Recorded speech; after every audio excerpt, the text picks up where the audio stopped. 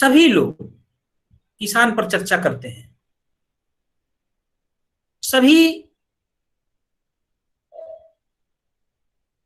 किसान के दुख दर्द पर रोते हैं, बिलखते हैं, लेकिन किसान को कुछ नहीं देते। किसान को सिर्फ धोखा देते हैं लोग।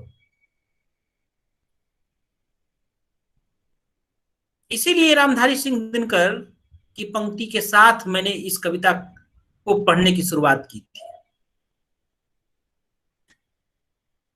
जेठ हो या पूस हमारे कृषकों को आराम नहीं है, छूटे कभी संग बैलों का ऐसा कोई याम नहीं है, मुख में जीभ शक्ति भूज में जी मन में सुख का नाम नहीं है, वसन कहाँ सूखी रोटी भी मिलती दोनों सामने। देखिए ना, स्वाधीन हो गए, स्वतंत्र हो गए, अपना समाज है, अपना अपनी सरकार है, फिर भी हमारी अवस्था जैसी की तैसी है। विकास के नाम पर वोट मांग लेते हैं, किसान का एक कीमती वोट ले लेते हैं, लेकिन उसे कुछ नहीं देते। आज 21वीं सदी के तीसरे दशक के शुरुआत में भी हम किसान की स्थिति को वैसा ही देख रहे हैं जैसा 1950 से पहले देखते थे। यानी 47 के बाद से अब तक किसानों की दशा दुर्दशा को किसी ने नहीं ठीक किया। अनाज जब उसके खेत से अनाज निकले तो भाव कम हो गए,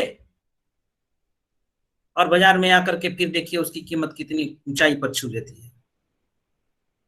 कविता पढ़ता हूं, एक बार देखिएगा, फिर मैं इस पर चर्चा करूंगा। इस कविता में सुमित्रानंदन पंत किसान के व्यक्तिगत एवं पारिवारिक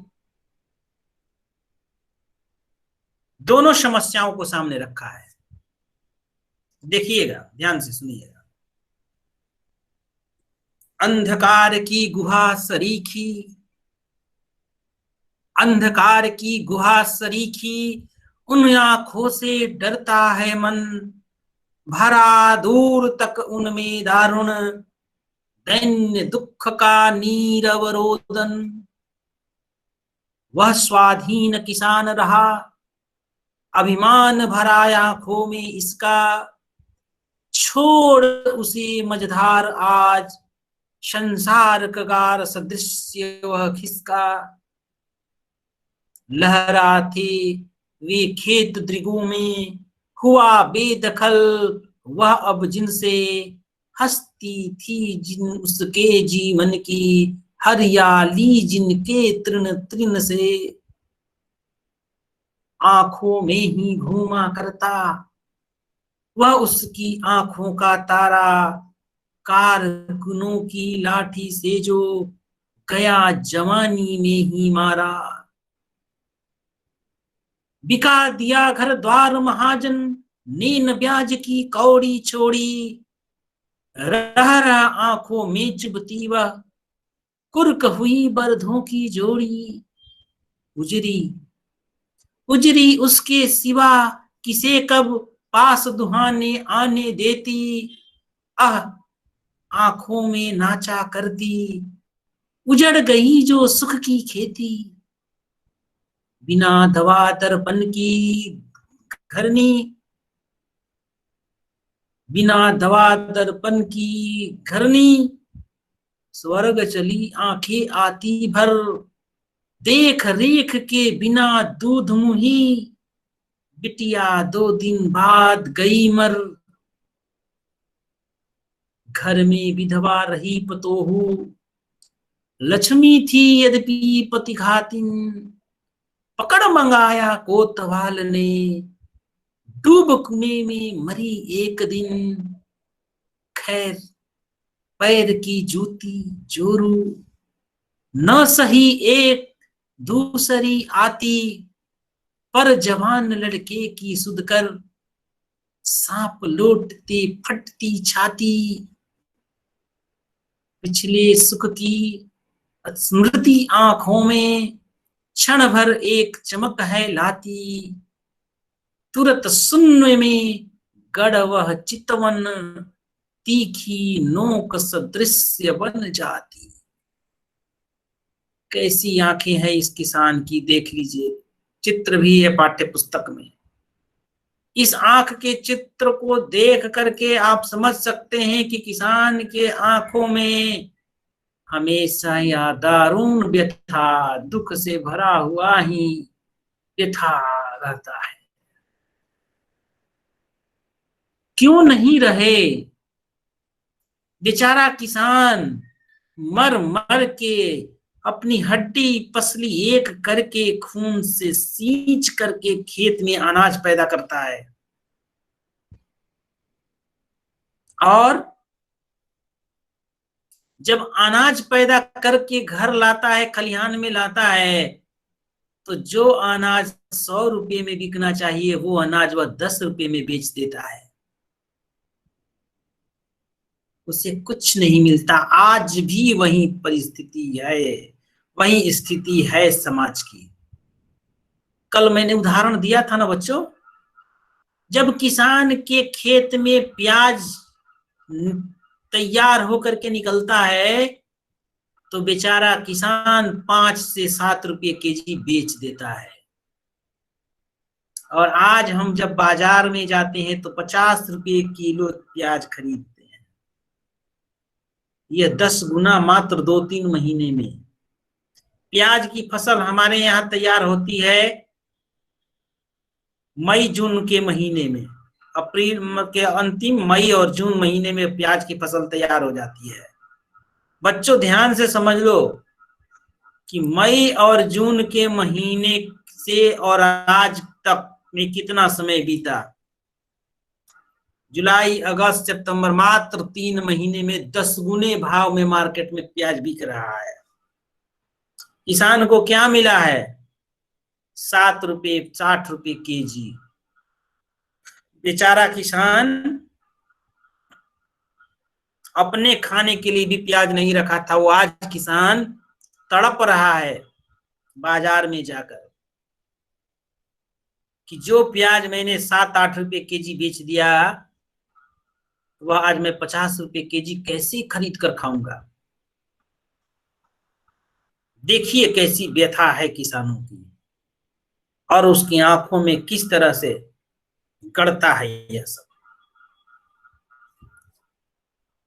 अर्थ की ओर चलते हैं, देखते हैं। अंधकार की गुहा सरीखी, पूरी तरह से अंधकार की गुफा की तरह लगता है किसान का आंख। जब मैं उस किसान के आंखों में झांक करके देखता हूं तो पूरी तरह से अंधकारमय गुफा की तरह दिखलाई पड़ता है। और क्या देखता हूं?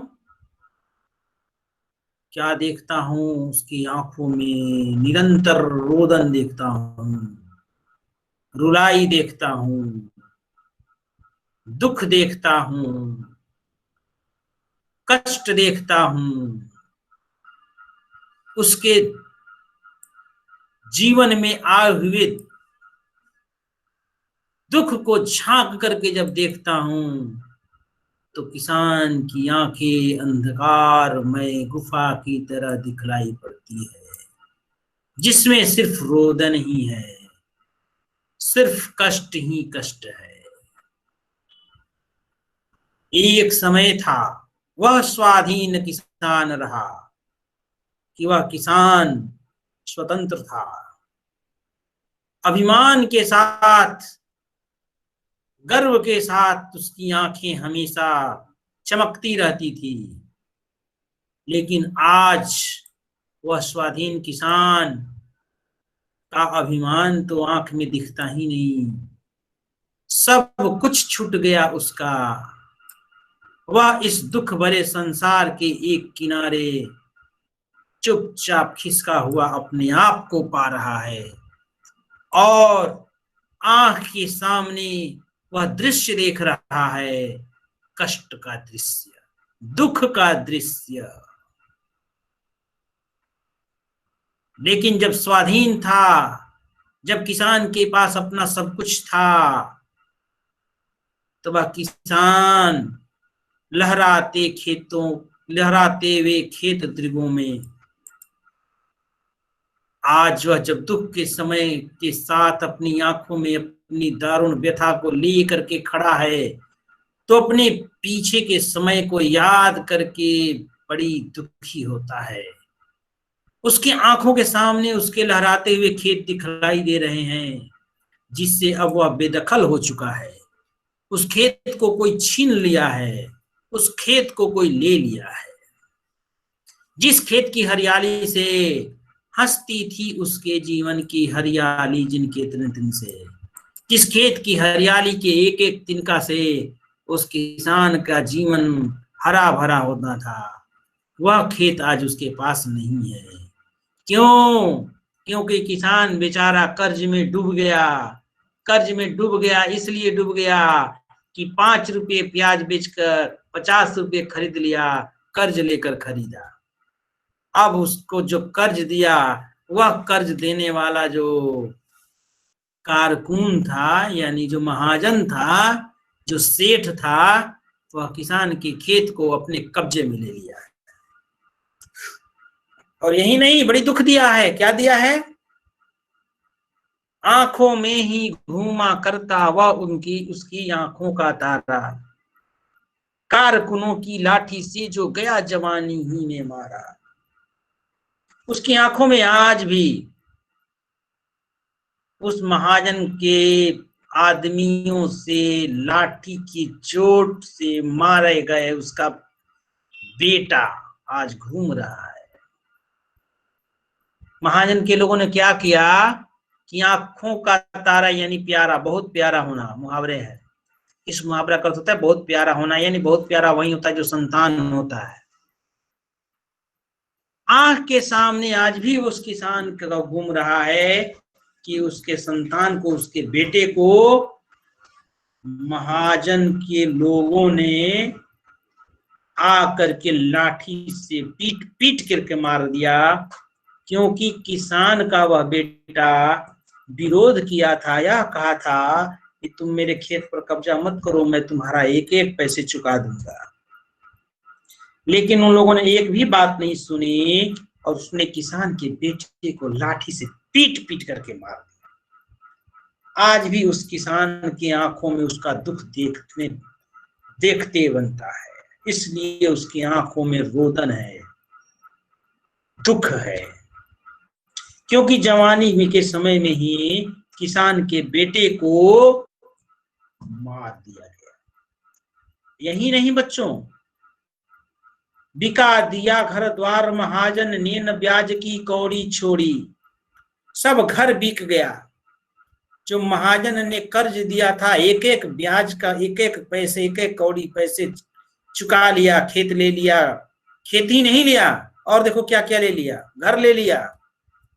रह रह आंखों में चुभती कुर्क हुई बर्दों की जोड़ी। जो किसान 2 बैल रख करके, बर्दवनी बैल रख करके अपनी खेती करता था, उस किसान के दोनों बैलों को भी वह लेकर के चला गया। उजरी उसके सिवा किसे का, उजरी यानी गाय थी उसके पास से, उजले कल रंग की, जो गाय किसी को दूध निकालने नहीं देती थी, वह सिर्फ वो किसान ही दूध निकालता था। उजरी उसके सिवा किसे कब पास दुहाने आने देती, आह आंखों में नाचा करती उजड़ गई जो सुख की खेती। उस वो उजली गाय भी जिससे मैं दूध निकालता था, मेरे अलावा कोई और उसका दूध निकाल ही नहीं सकता था, उस उजली गाय को भी लेकर के लोग चले गए, उसको भी लोग लेकर चले गए महाजन के लोग।